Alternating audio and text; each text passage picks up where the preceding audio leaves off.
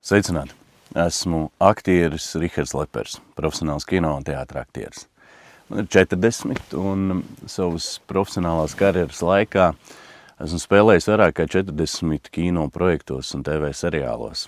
Sākot no Polijas karaļa Poniatovska līdz pat Vitasam, kurš mēģināja glābt savu draugu, filmā par Černobiļu, kurš spēlēja Ukrainā, vienu no galvenajām lomām. Un lomas man ir bijušas dažādas, tiešām ļoti dažādas, bet pārsvarā gan dramatiskie tēli.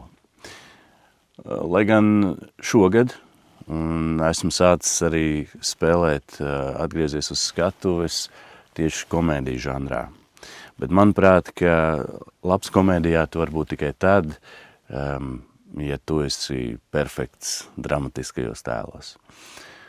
Perfekcionisms ir viena no lietām, kas man patīk, ko es ievēroju saistībā ar savu darbu, un tieši tāpēc man patīk šis kino process, būšana kino laukumā, jo tur es jūtos kā zivs ūdenī. Tāpat esmu pabeidzis mūzikas skolu, spēlēju daudz dažādus mūzikas instrumentus, nodarbojos ar dažādiem sportiem, ūdens sportiem, golfu, jāšanas sportu.